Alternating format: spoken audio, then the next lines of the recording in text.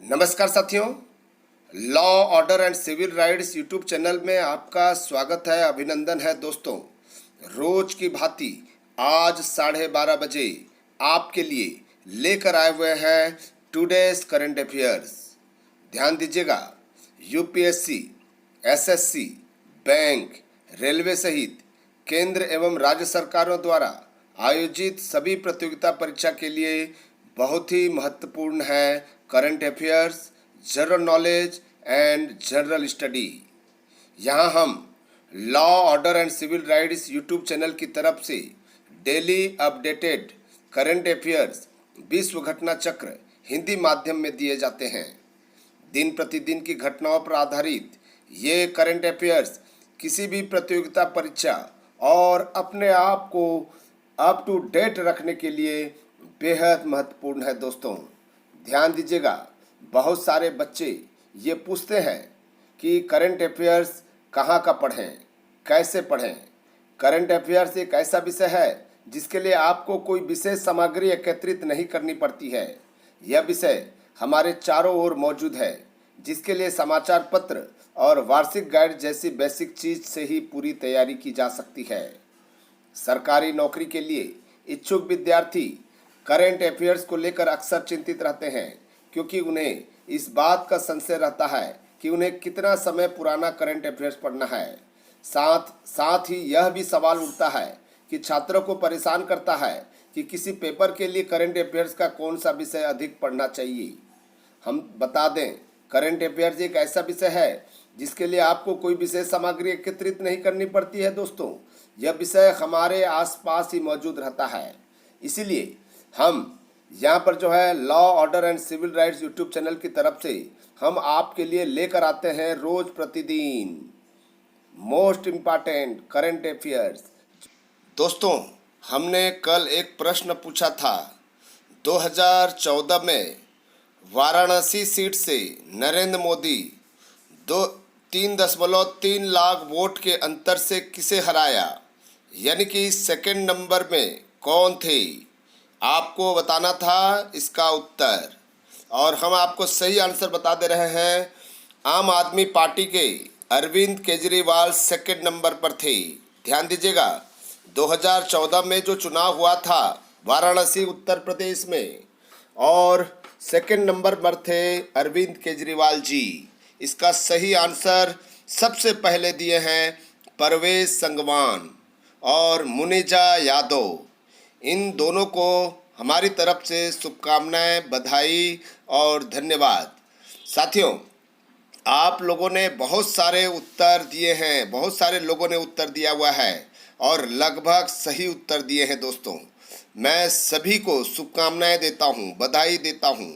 ये आपके लिए जो हम क्विज पूछते हैं, वो क्विज ध्यान दीजिएगा, आपके दिमाग को कसरत करने के लिए है, आपके मेमोरी क्षमता को बढ़ाने के लिए है। और हम जो है यहाँ पर आपके लिए लेकर आते हैं मोस्ट इम्पॉर्टेंट करंट अफेयर्स, जिसके माध्यम से यह एक टेस्ट भी हो जाता है। ध्यान दीजिएगा, इसमें कोई चीटिंग नहीं करेगा। बाद में आपको जैसे ही समाप्त होगा वैसे ही आपको जवाब देना है दोस्तों। हाँ, मुझे विश्वास है कि मेरे निर्णय को जो है आप स्वीकार करेंगी। ठीक है, मैं कभी भी चीटिंग नहीं करूंगा। आइए हम पहला क्वेश्चन देखते हैं आज का पहला क्वेश्चन है, वैश्विक नियंत्रण रेटिंग एजेंसी फीच ने भारत को BBB रेटिंग दी है। इसका क्या तात्पर्य है। यहाँ पर हम कह रहे हैं स्थिर वित्तीय परिदृश्य है, कमजोर राजकोषीय स्थिति है, या दोनों है, या उपरोक्त में से कोई नहीं है दोस्तों। सही आंसर आपको बताना है। ध्यान दीजिएगा, वैश्विक नियंत्रण रेटिंग एजेंसी फीच ने भारत को BBB रेटिंग दी है। ध्यान दीजिएगा, 4 अप्रैल को ये रेटिंग प्रदान की है। यह लगातार 13वां साल है जब फीच ने भारत के रेटिंग को BBB पर बरकरार रखा है। इससे पहले 1 अगस्त 2006 को फीच ने भारत के लिए साख BBA से बढ़ाकर स्थिर परिदृश्य के साथ BBB किया था। यह निवेश श्रेणी के सबसे नीचे स्तर की रेटिंग है। एजेंसी ने कहा कि देश की कमजोर राजकीय स्थिति उसकी रेटिंग के सुधार के रास्ते में बाधा बनी हुई है। ध्यान दीजिएगा, ये स्थिर वित्तीय परिदृश्य, कमजोर राजकोषीय स्थिति दोनों को इंगित करती है ये रेटिंग, और भारत के लिए दोनों स्थितियां यहाँ पर निर्भर करता है। पीच को उम्मीद है कि रिजर्व बैंक की नरम मौद्रिक नीति, बैंक नियमन में ढील, सरकारी खर्च से चालू वित्त वर्ष में आर्थिक जीडीपी वृद्धि दर 6.8% तथा अगले वित्तीय वर्ष 7.1% रहने का अनुमान है। साथियों, इसका सही आंसर दोनों है, सी आंसर सही है दोस्तों। शायद आपको समझ आ गया होगा ये रैंकिंग का मतलब क्या होता है। आइए नेक्स्ट क्वेश्चन देखते हैं। फीफा द्वारा जारी रैंकिंग में दूसरे स्थान पर कौन है? दूसरे स्थान पर कौन है? बेल्जियम, फ्रांस, ब्राजील या इंग्लैंड? आपको सही आंसर देना है। फीफा वर्ल्ड कप के बारे में जानते होंगे, ये फुटबॉल खेल से संबंधित है। फीफा द्वारा जारी रैंकिंग में सबसे पहले नंबर पर कौन आया, दूसरे नंबर पर कौन आया, तीसरे नंबर पर कौन आया, आपको बताना है। भारत 2 स्थानों की छलांग के साथ 101 यानी कि 101वें स्थान पर पहुंच गया है। भारत के कुल 1219 अंक है। एशिया में भारत 18वें स्थान पर है दोस्तों। हम आपको बता दें, जो हमने ऑप्शन दिया हुआ है सेम टू सेम ऑप्शन है। 1 नंबर में बेल्जियम है, दूसरे नंबर पर फ्रांस है, तीसरे नंबर पर ब्राज़ील है, चौथे नंबर पर इंग्लैंड है, 5वें नंबर पर क्रोएशिया है, 6वें नंबर पर उरुग्वे है और 7वें नंबर पर पुर्तगाल, 8वें पर स्विट्जरलैंड, 9वें पर स्पेन और 10वें नंबर पर डेनमार्क है। ये 10 देशों के नाम आपको याद कर लेना है। फुटबॉल के नियम फीफा के द्वारा नहीं बल्कि अंतर्राष्ट्रीय फुटबॉल संघ बोर्ड द्वारा बनाए जाते हैं। और ध्यान दीजिएगा, फीफा का जो मुख्यालय है ज्यूरिक में स्थित है। साथियों, इसका सही आंसर जो है बी है। आइए नेक्स्ट क्वेश्चन देखते हैं दोस्तों। क्या है नेक्स्ट क्वेश्चन? अमेरिकी संसद ने किस देश से अमेरिकी सेना हटाने के लिए पक्ष में मतदान किया? आपको सही आंसर देना है। सऊदी अरब, अमन, यमन या इंडोनेशिया? क्या है सही आंसर? आपको बताना है दोस्तों, सही आंसर बताना है। क्या सही आंसर हो सकता है? अमेरिकी संसद ने दोस्तों, ठीक है, अमेरिकी संसद ने क्या किया हुआ है जो अमेरिका के राष्ट्रपति है उसके विपक्ष में, यानी कि अमेरिका में हाउस ऑफ रिप्रेजेंटेटिव ने यमन में अमेरिकी सेना हटाए जाने के पक्ष में मतदान किया है। प्रतिनिधि सभा ने यमन में सऊदी अरब के नेतृत्व वाले अभियान को राष्ट्रपति डोनाल्ड ट्रंप के समर्थन को नामंजूर कर दिया। प्रतिनिधि सभा ने 30 दिन के अंदर अमेरिकी सेना हटाए जाने को भी मंजूरी दी। अमेरिकी सीनेट ने यह प्रस्ताव पहले ही पारित कर चुकी है। अब इसे अनुमोदन के लिए राष्ट्रपति ट्रंप के पास भेजा जाएगा। ध्यान दीजिएगा, इसका सही आंसर सी यमन है। यहाँ पर अमेरिका के राष्ट्रपति के विरुद्ध में यहाँ की कांग्रेस जो है खिलाफ में हो गया है। आइए नेक्स्ट क्वेश्चन देखते हैं। एलसीआर किससे संबंधित है दोस्तों? एलसीआर किससे संबंधित है? शायद आप जानते होंगे एलसीआर के बारे में। एलसीआर किससे संबंधित है? एलसीआर है बैंक, प्रशासन, न्यायालय या कंपनी? एलसीआर के बारे में आपको बताना है दोस्तों। एलसीआर के बारे में है, ये क्या है एलसीआर जो है? मुझे भी नहीं पता एलसीआर का मतलब क्या होता है। एलसीआर किससे संबंधित है? आपको सही आंसर देना है। यहाँ पर जो है एलसीआर का मतलब होता है लिक्विडिटी कवरेज रेशियो।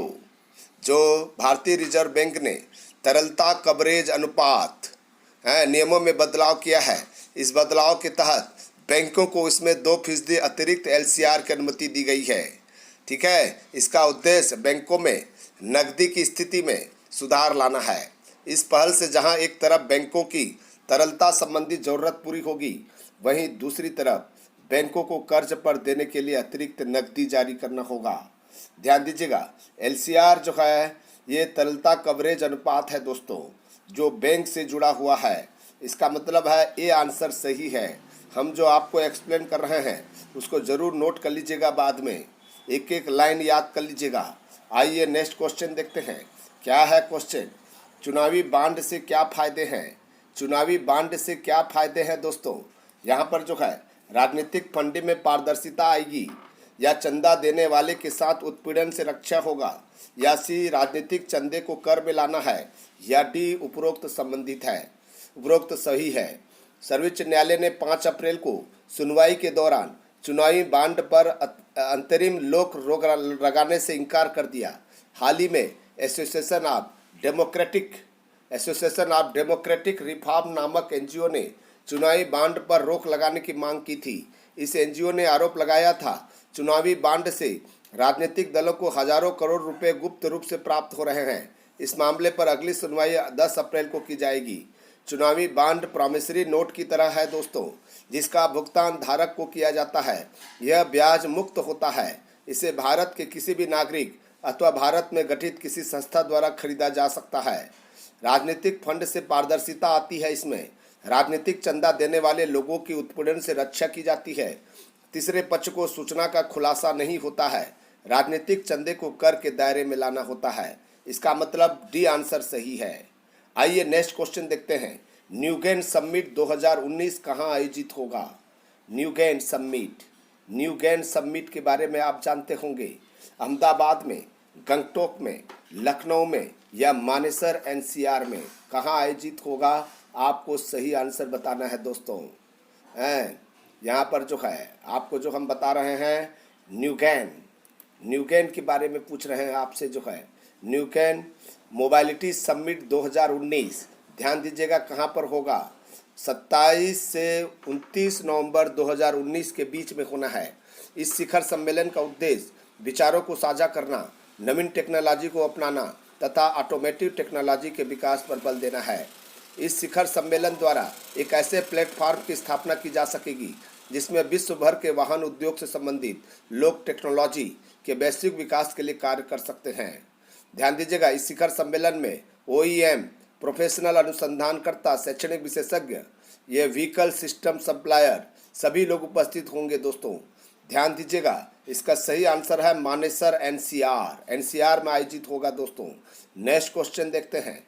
भारत सरकार द्वारा स्थापित उत्सर्जन मानक किस देश पर आधारित है?